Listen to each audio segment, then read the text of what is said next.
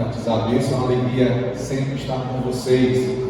Uma igreja a qual faz parte da minha história. E fico feliz porque sempre que venho aqui tem gente nova. Então, para você que não me conhece, eu me chamo Ismael. Atualmente estou sendo pastor lá em Maracanaú. Hoje é o nosso último dia de férias aqui em Xadá, né? Estaremos já retornando para Maracanaú, onde nós já iremos começar a retomar as nossas atividades. Eu quero agradecer ao Everton pelo convite de poder estar com vocês nessa noite, partindo pão para a igreja. Eu não sei como é que foi o seu ano de 2023. Talvez para alguns aqui foi um ano de duras provas, um ano de dificuldade, um ano de cansaço, e você, talvez no decorrer do ano de 2023, deixou alguns projetos, deixou algumas metas que você tinha pelo caminho. Eu, por exemplo, quando começou o ano de 2023, mas bastante comum entre todos nós olha o seguinte para mim: nesse ano eu vou perder peso. Só para perceber que eu não perdi peso, né? Acho que isso foi ganhar peso. E aí eu também falei: nesse ano eu vou dedicar-me a fazer atividades físicas. Era aquele vai, volta, mais faltava do que queria. Talvez você também colocou no início do ano passado, 2023, algumas metas que não duraram muito tempo. E é engraçado que o final do ano, dia 31, parece que ele tem, entenda aqui a palavra que eu vou falar, não na ideia de misticismo, mas parece que ele tem uma magia, tem uma mágica, que a gente agora se enche de esperança e diz: ano que vem eu vou colocar em prática tudo que eu não consegui colocar no ano seguinte. E aí parece que quando os fogos estouram na pedra do cruzeiro, né, que é comum aqui, ou no final do pôr do sol na igreja, a gente vai ficar se enche de energia novamente para enfrentarmos um novo ano que a gente não sabe o que vai acontecer. Nessa noite eu quero trazer para a igreja 3 palavras que eu espero que esteja presente no seu ano de 2024. Nada mais pertinente do que iniciar a segunda semana deste ano, levando a igreja e os amigos a refletirem sobre essas 3 palavras. Quero convidá-los a abrir a sua Bíblia na carta de Paulo à igreja de Roma. Abra no capítulo 12. O capítulo 12 de Romanos, na verdade toda a carta aos Romanos é um grande tratado de teologia. Mas o capítulo 12, creio que é um dos capítulos mais importantes deste texto, desta carta, perdão. Só que a gente não vai ler todo o capítulo 12. Romanos, capítulo 12, a gente vai ler apenas o versículo 12. Romanos 12, 12. Se você tiver uma caneta ou for aí usar seu smartphone, grife algumas palavras que eu vou aqui usar, vou falar, e aí vai ser a partir deste texto nós vamos fazer algumas reflexões para a nossa vida nessa noite.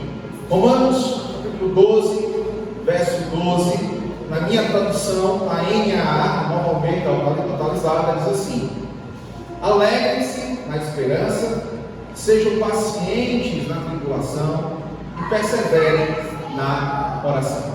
Até aqui, a palavra de Deus. Feche seus olhos, vamos fazer uma oração.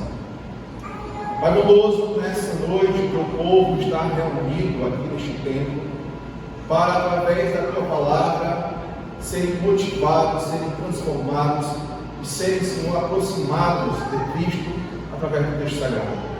Vemos que a palavra, a Escritura é inspirada por Deus e ela é útil para o ensino e para transformar vidas. Então, que essa palavra nessa noite possa nos ensinar e, acima de tudo, possa transformar as nossas vidas. Eu te peço no amado nome de Jesus. Amém. Deixa eu colocar você, caso você não saiba, e caso alguém saiba, vai ser relembrado. Deixa eu colocar você no contexto desta carta. Paulo, ele não teve, pelo menos não há indícios, que ele teve acesso à igreja de Roma, ele não conseguiu ir a Roma. E ele escreve essa carta, e no início dessa carta ele diz: olha, eu quero muito ir conquistar com vocês, mas por enquanto não consigo ir. E aí ele escreve essa carta fazendo algumas recomendações, dando algumas orientações e admoestando a igreja de Roma como deveriam lidar com alguns assuntos que estavam acontecendo. Por exemplo, idolatria, outras questões a mais que estavam acontecendo dentro da igreja de Roma. A igreja de Roma também era uma igreja que estava sendo perseguida. Então entenda que Paulo está escrevendo para a igreja que está sendo perseguida.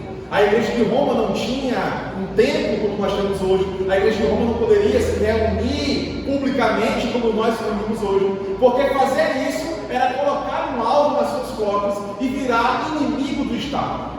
Como nós bem sabemos, os cristãos só têm um Senhor. Quem é o nosso Senhor? Jesus. Jesus é o nosso Senhor.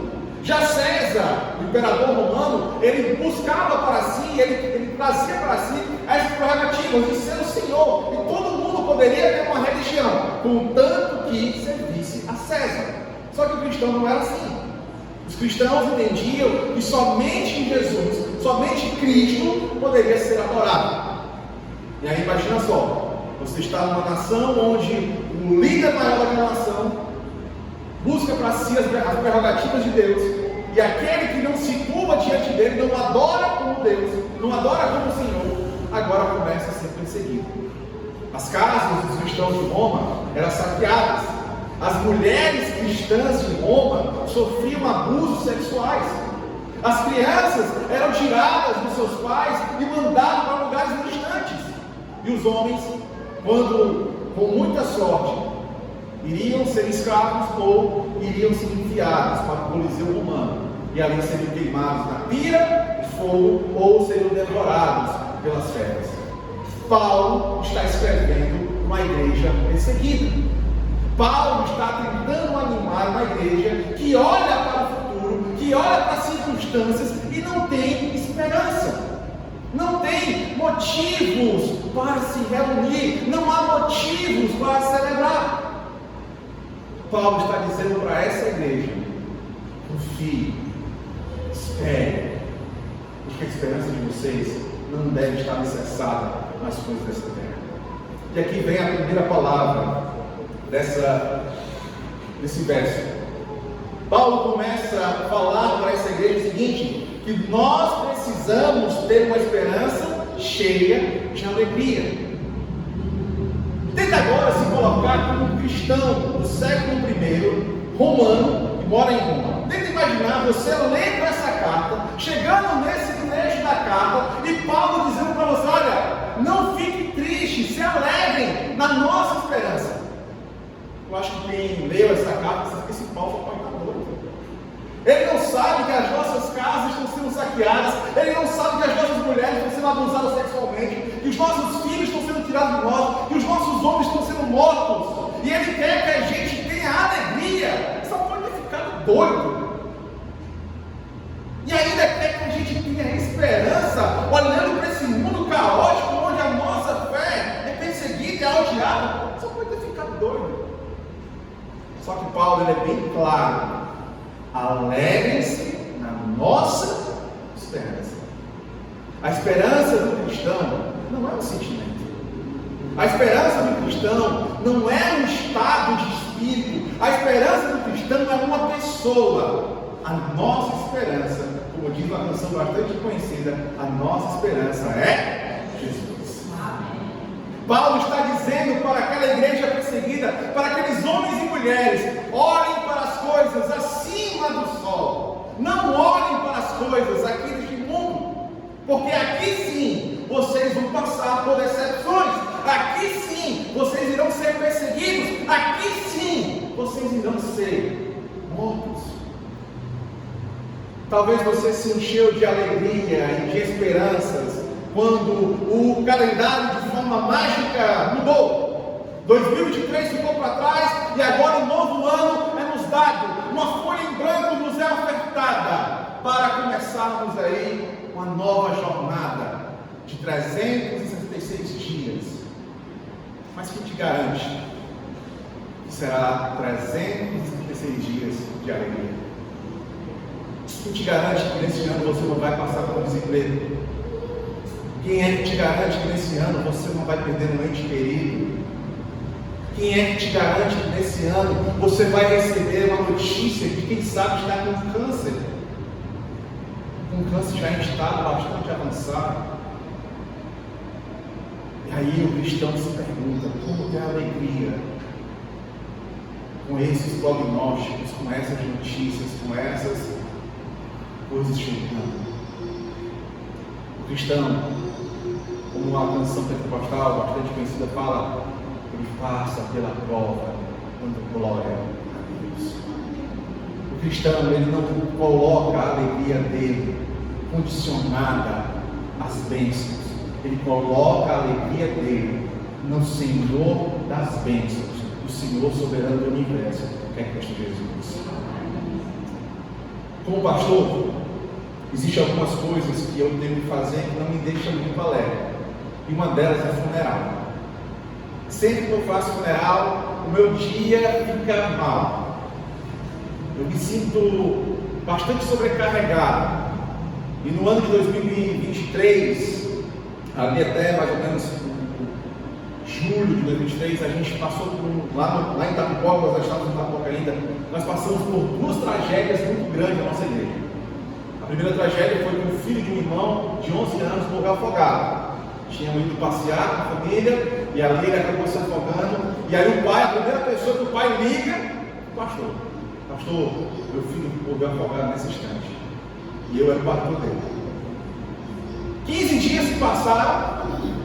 Dia Mundial do Jovem Adventista, estava todo mundo alegre, fazendo aquelas campanhas do Jovem Adventista. Sábado à tarde, um dos irmãos da nossa igreja foi mexer numa bomba de água, não avisou ninguém, ele desligou a chapela da casa, não tinha ninguém em casa, não avisou ninguém. Foi mexer na bomba de água embora para o interior. Alguém chegou na sua casa, ligou a chave da energia e o irmão passou ali mais de meia hora sendo cozinhado e veio a óbito de choque elétrico. Em 15 dias, a nossa igreja, a nossa comunidade foi atingida por duas tragédias. E o pastor tem que levar a esperança para essas duas famílias. Um pai que perdeu seu filho, uma família que perdeu o seu mantenedor. Só que eu também, além de fazer funerais para membros da igreja, eu tive a oportunidade de fazer funerais para não adventistas, para familiares de pessoas que não eram da igreja. E eu percebi algo interessante, duas coisas interessantes. No funeral de um cristão, no funeral de um adventista, a tristeza, a lágrima, a dor, a saudade, mas existe esperança. A esperança do reencontro. A esperança de que aquele dia ali é apenas um descanso e que eles logo irão reencontrar o seu ente amado quando Jesus voltar. Já no funeral de um não cristão, existe dor, existe lágrima, existe saudade, mas existe um desespero. Um choro diferente, há gritos, porque aquela pessoa não tem a esperança de se reencontrar com aquela pessoa que acabou de ser sepultada.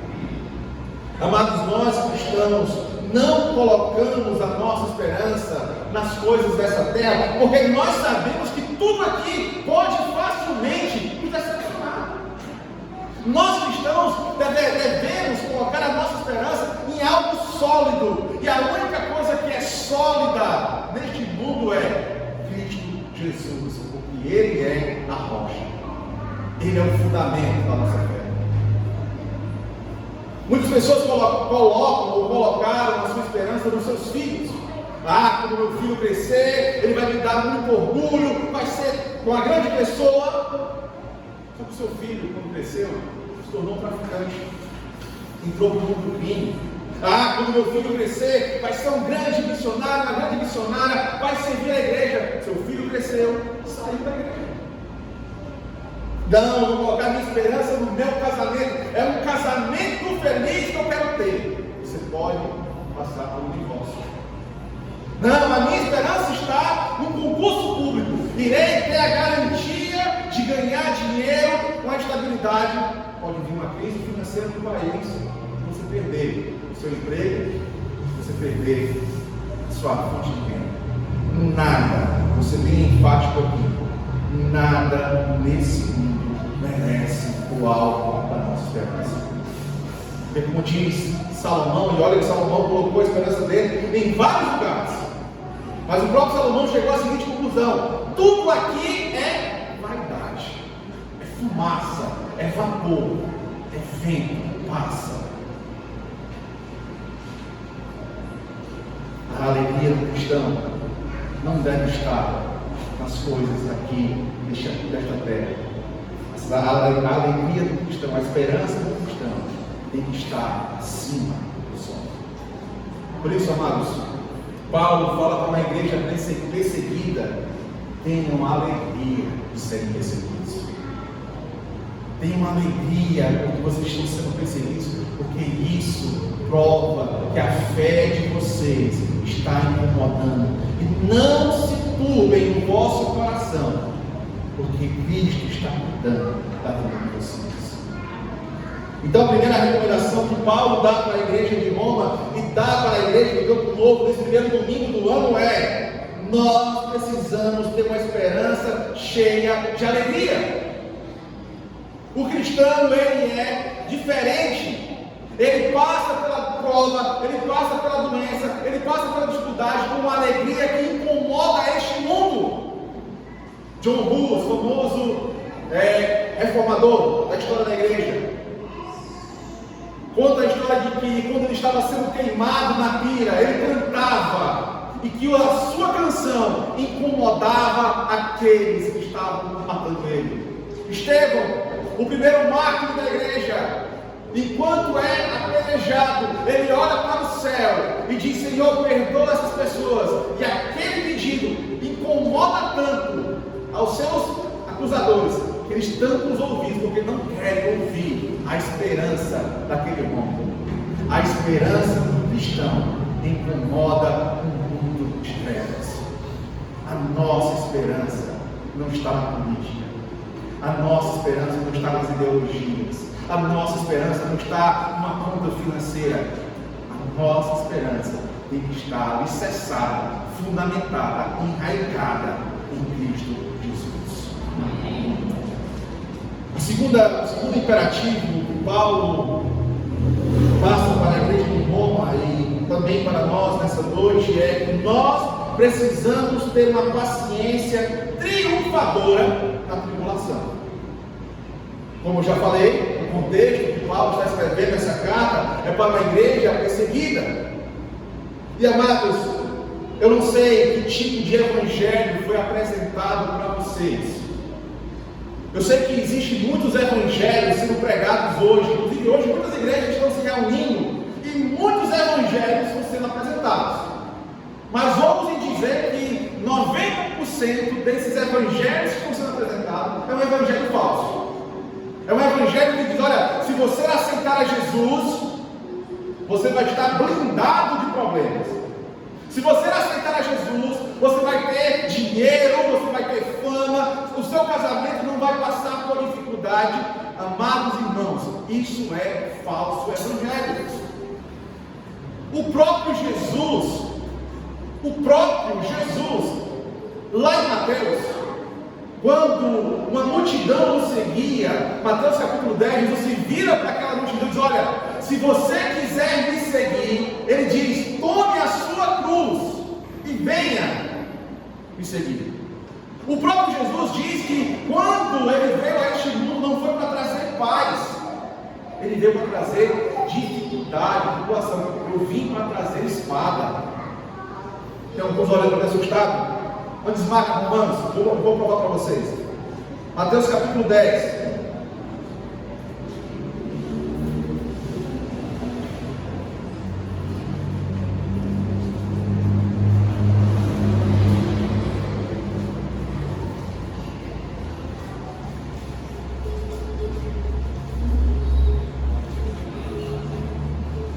Mateus 10, perdão, Lucas capítulo. Na verdade é Mateus 10, 34. Eu fui em Lucas, né? Mateus 10, 34.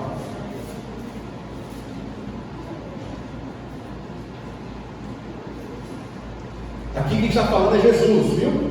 Olha o que ele diz: não pensem que vim trazer paz à terra.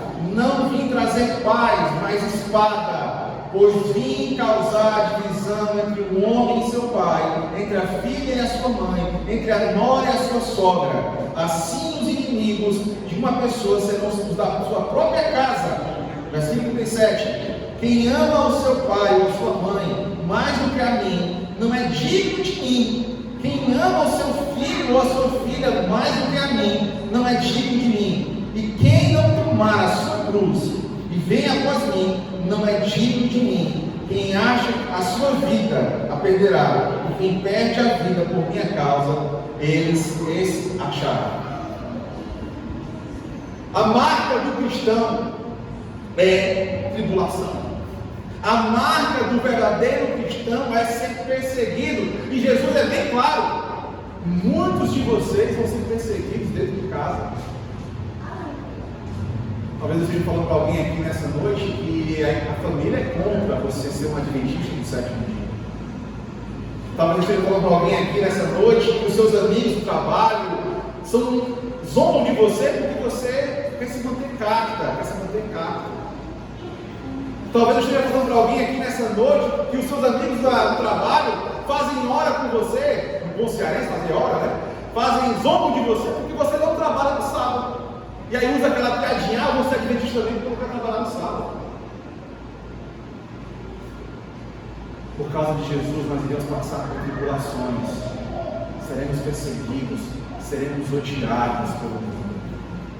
E muito me assusta quando eu vejo cristãos querendo fazer amizade com o mundo, sendo que Jesus disse: eu não quero amizade com o mundo. Vocês são luz, e luz não se mistura com as trevas. Ser cristão também não é isenção de não passar por problemas.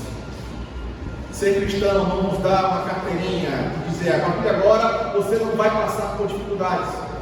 Mentira. Uma grande mentira. Muitos dos nossos lutarão contra o câncer nesse ano.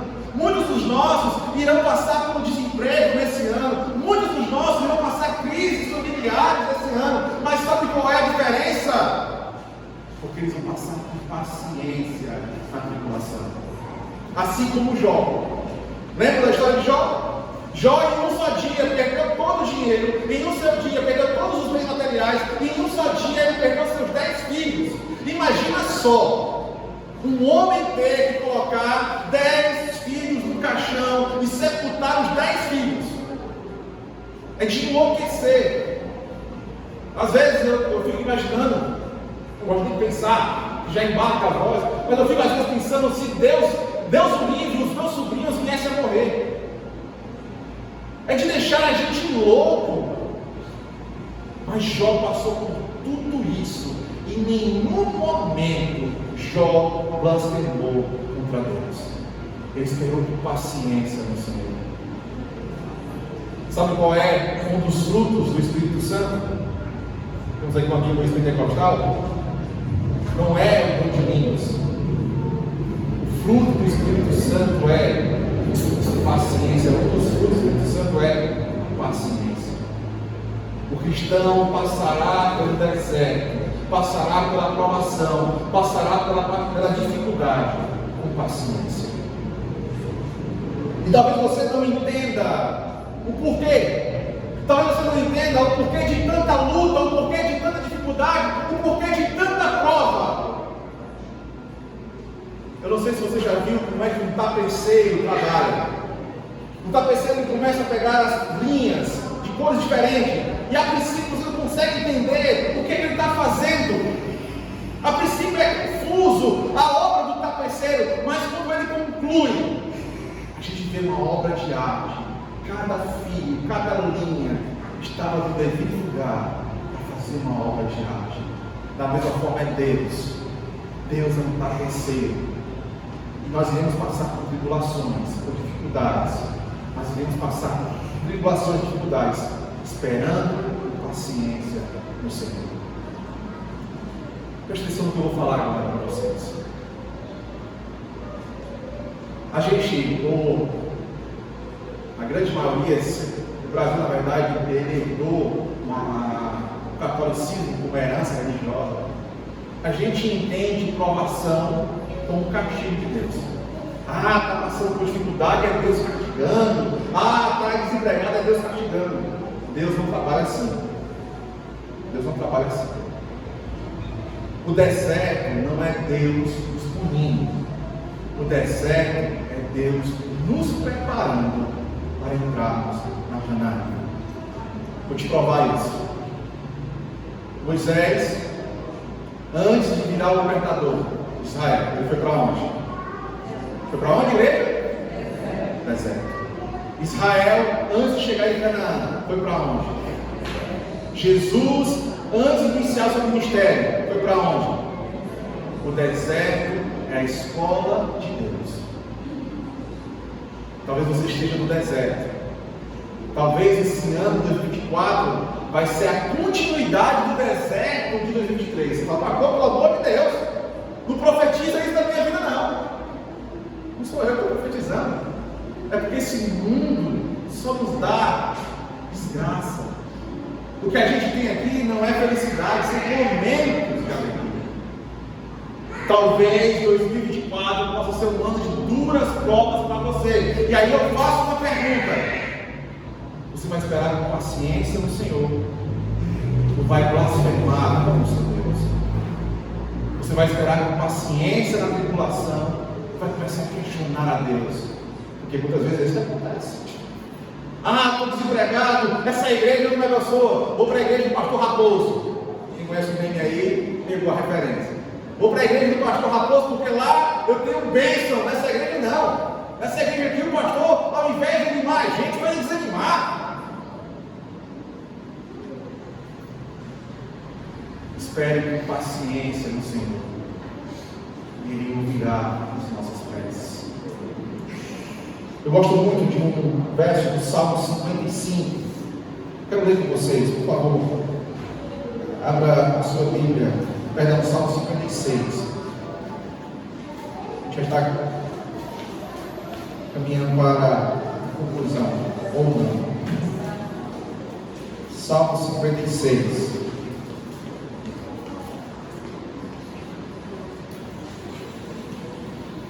Versículo 8. Olha só, grife aí na sua Bíblia. Talvez você já leu esse verso várias vezes, mas nunca percebeu a magnitude desse verso. Salmo 56, verso 8, diz assim: o salmista Davi fala: contastes os meus passos quando sofri perseguições, recolhe as minhas lágrimas no teu odre, não estão elas escritas no teu livro? Estou percebendo a grandeza deste verso. Deus não deixa que nenhuma lágrima sua caia sem ele ter conta. Davi vai mais além, ele usa uma linguagem poética. Ele recolhe as nossas lágrimas e coloca dentro do molde. Usa a nossa linguagem e coloca dentro de uma garrafa. As nossas lágrimas não estão alheias ao amor e ao cuidado de Deus. Deus está cuidando da gente na provação. Deus está cuidando da gente na tribulação. Paulo, ele dá o último imperativo. O primeiro imperativo, lembre-se, alegre-se na esperança. O segundo imperativo é: sejam pacientes na tribulação. E o terceiro e último imperativo, terceira e última orientação que Paulo dá para a igreja de Roma e para a igreja do Campo Novo, no primeiro domingo de 2024 é: perseverem na oração. Me permitam colocar mais 3 coisas aqui. Devemos perseverar na oração, no estudo da palavra. Na verdade são mais 2 coisas: na oração, no estudo da palavra, na comunhão dos santos. Amigos, eu tenho percebido que algo que é muito difícil para todo ser humano é perseverar em algo. Ainda mais na atual geração, na geração dos relacionamentos líquidos, onde nada é feito para durar, onde a gente ama as coisas e usa as pessoas, na geração do fica, na geração onde eu posso ir para várias igrejas, mas não ter um compromisso com nenhuma delas, não firmaram compromisso com o Senhor dessa igreja. Como é difícil falar para essa geração sobre perseverança. Uma geração que está viciada nos 15 segundos dos stories do Instagram, onde as coisas rapidamente passam. E perseverar, irmãos, perseverar é a marca do verdadeiro cristão. Vou já explicar. Como assim, pastor? Por que é o sábado? Você vai já entender. Como é difícil perseverar. Como eu falei no início dessa mensagem, no ano passado eu falei, eu vou perseverar. Eu vou para a academia, eu vou mudar os meus hábitos alimentares, eu vou mudar meu estilo de vida, eu vou ser um novo homem, eu vou ser um bodybuilder, né? Um musculosão, vou estar aí fortão. Sou Deus. Talvez você, neste início de ano, falou, eu vou fazer um ano bíblico. Quando chega na genealogia, você desiste. O Ares, não sei quem, que gerou sei quem, que gerou sei lá mais quem, Metusael, que gerou Melalael. Meu Deus do céu, já desiste, né? Quando chega na genealogia, já desiste. E quando chega em números, então, para que tem números na Bíblia? Só tem computador. Tem números. A perseverança, amigos, é a marca do cristão maduro. A perseverança é a marca do cristão verdadeiro. Como falei, Paulo orienta a igreja de Roma a perseverar na oração. Só que a gente acha que apenas no culto de quarta-feira, quando muito vem, né, velho? No culto de quarta-feira, que é o nosso culto da oração, eu não sei se vai estar aqui em Xadá, mas nas igrejas que eu pastoreei, culto de quarta-feira, quando muito dava, 10 pessoas. Quando muito dava. Não, mas eu vou vencer a tentação, orando só na quarta-feira, não vai. Não, eu vou vencer a tentação só abrindo a Bíblia no culto de sábado. Não vai, meu filho. Você só está se enganando. A gente precisa perseverar na oração. E não é apenas na igreja a oração. É uma vida de oração. Eu posso abrir o coração para vocês? Vou falar algo que eu só costumo falar nas igrejas que eu pastorei. Pastor, pode falar, mas eu vou abrir o coração para vocês.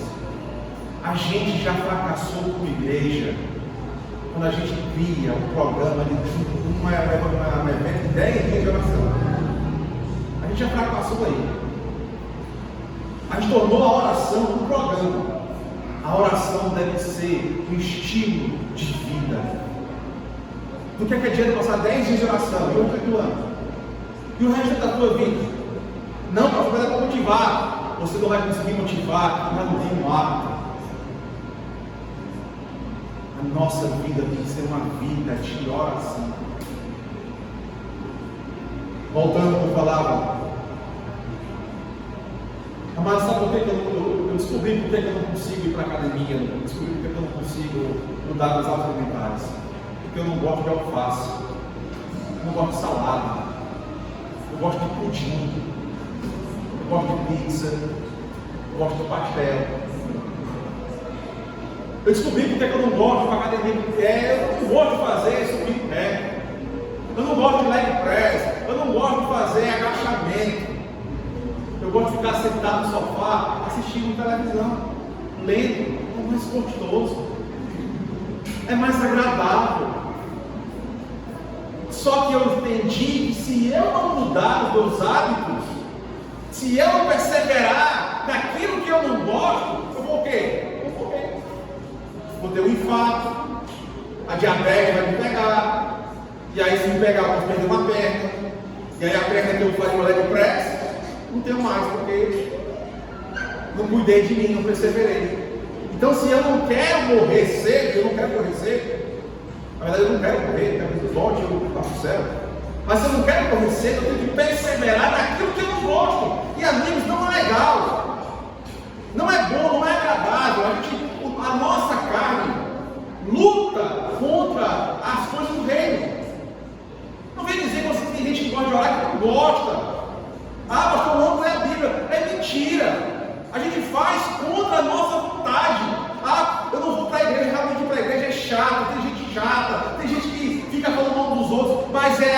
que Deus escolheu para reunir o seu povo, para que o seu povo ouvisse a sua mensagem.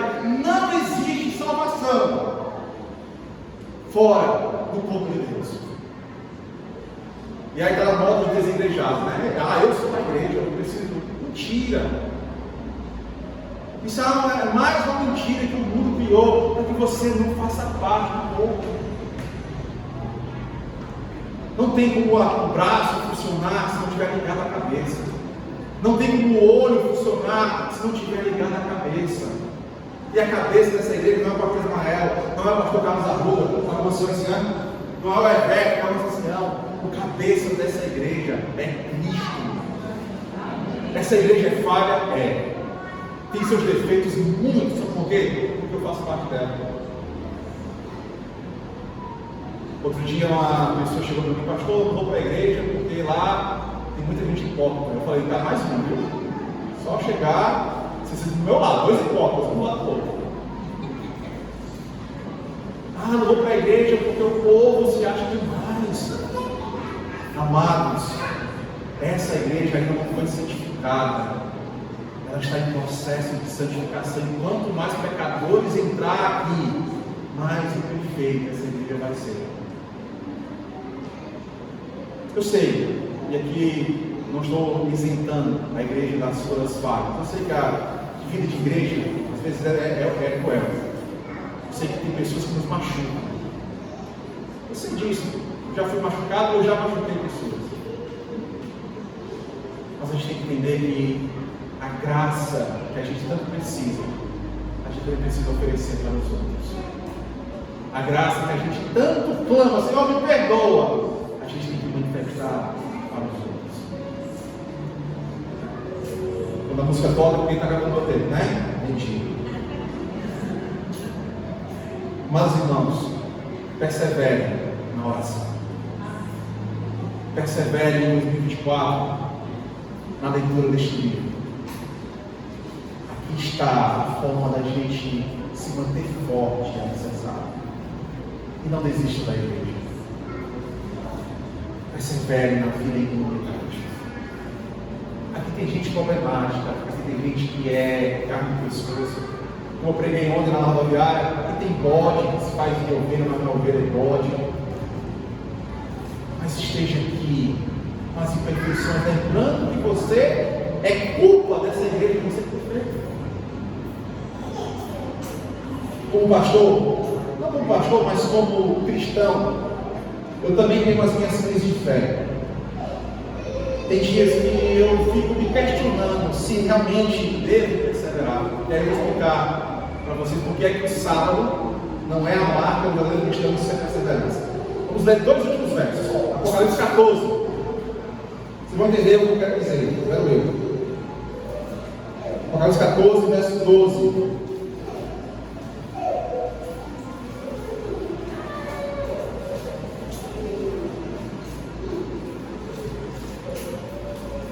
Diz o seguinte, Apocalipse 14, verso 12, aqui é um verso muito conhecido por nós adventistas.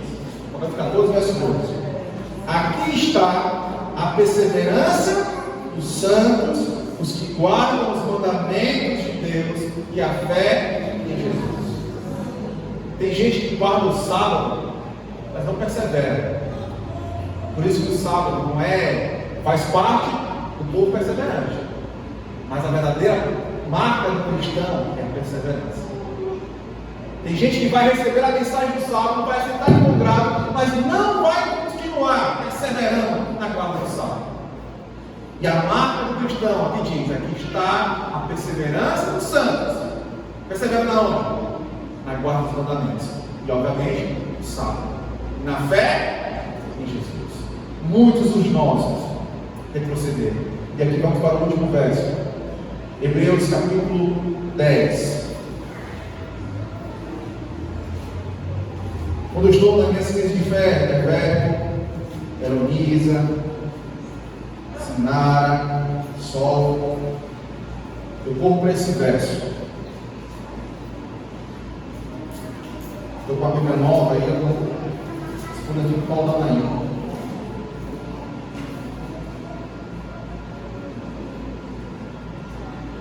Hebreus capítulo 10, versículo 35 ao 39. Eu recomendo que depois você na sua casa leia todo o versículo 19 ao 39. Tarefa de casa para vocês aí. Hebreus 10, alguém vai ler só o 35 ao 39. Mas leia em casa do versículo 19 ao 39. Olha só que Paulo, cremos que foi Paulo que escreveu essa carta, diz o seguinte: escute bem, versículo 35. Portanto, não percam a confiança de vocês, porque ela tem grande recompensa. Vocês precisam perseverar, para que, havendo feito a vontade de Deus, alcancem a promessa. E qual é a promessa? Versículo 37. Porque ainda dentro de pouco tempo, aquele que vem virá e não irá demorar. Vai ser muito melhor, vou repetir novamente. Porque ainda dentro de pouco tempo, aquele que vem virá e não irá demorar. Mas o meu justo viverá pela fé, e se retroceder dele, a minha alma não se agradará.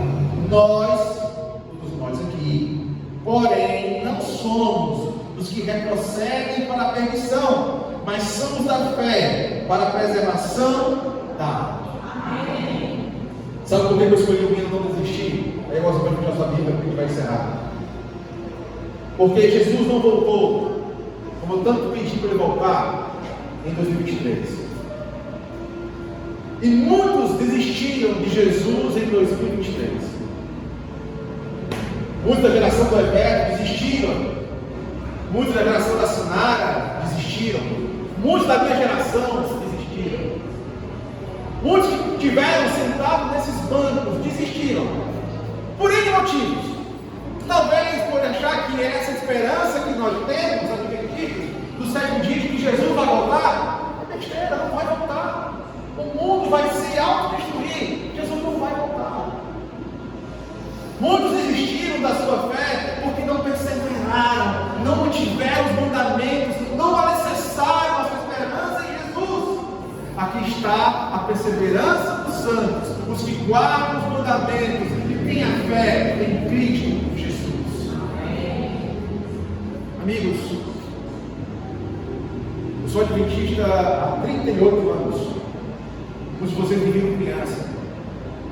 E eu vi muitos de vocês criança. Eu ouvi em inúmeros sermões sobre a volta de Jesus. Tenho certeza que o Everton ouviu inúmeros sermões sobre a volta de Jesus. Eu tenho certeza que você já ouviu inúmeros sermões sobre a volta de Jesus. Passa ano, entra ano, parece que Jesus está demorando. O tempo vai nos engolindo. A nossa esperança vai, para muitos, vai se perdendo. A paciência vai acabando.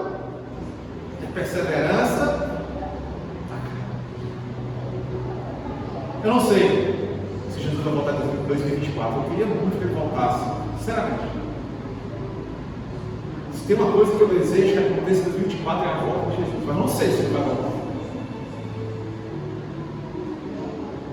Como eu não sei se ele vai voltar, o que eu tenho pedido a ele é: Senhor, que eu não perca a esperança e a alegria dessa esperança de Deus voltar.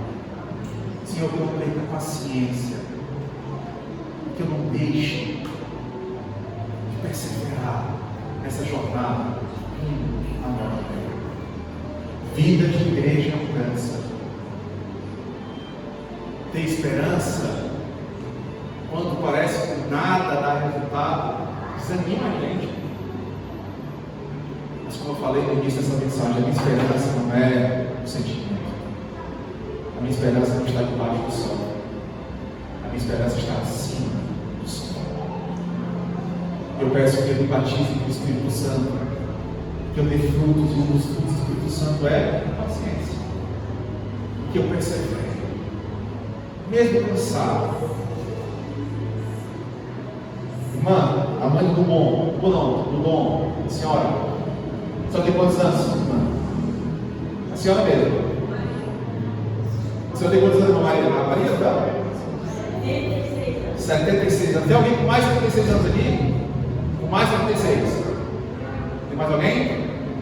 Eu espero que Jesus volte, mas eu quero estar com 76 anos. Vir a este e ter a mesma esperança que eu tenho hoje. Se Jesus não voltou em 2023, era porque eu precisava me salvar.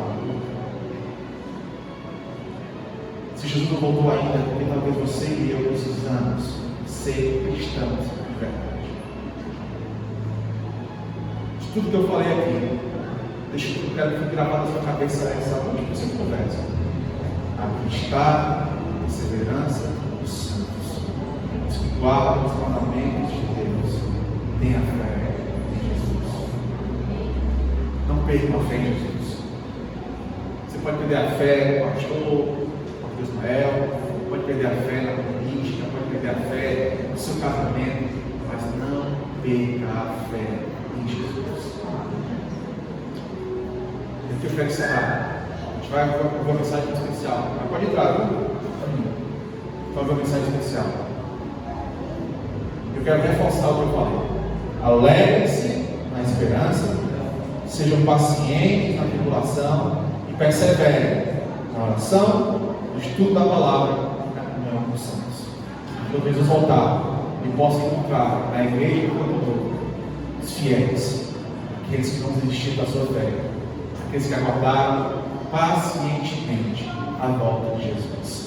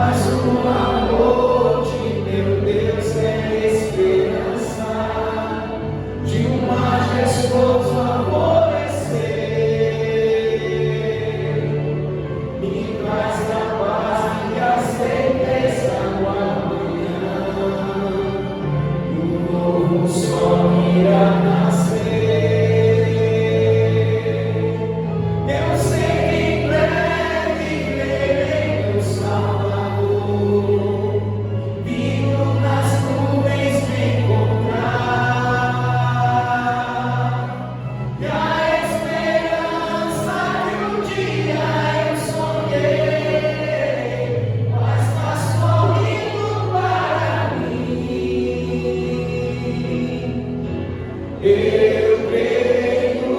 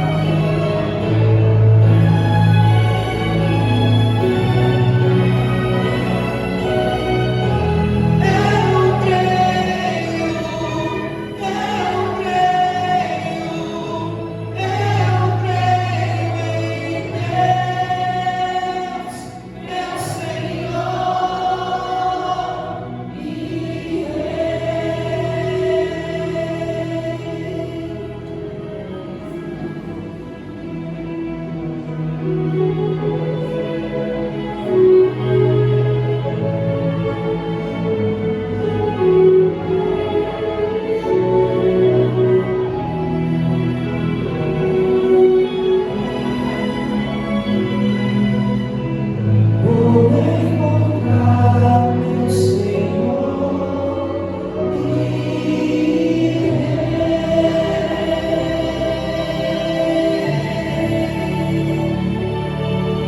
e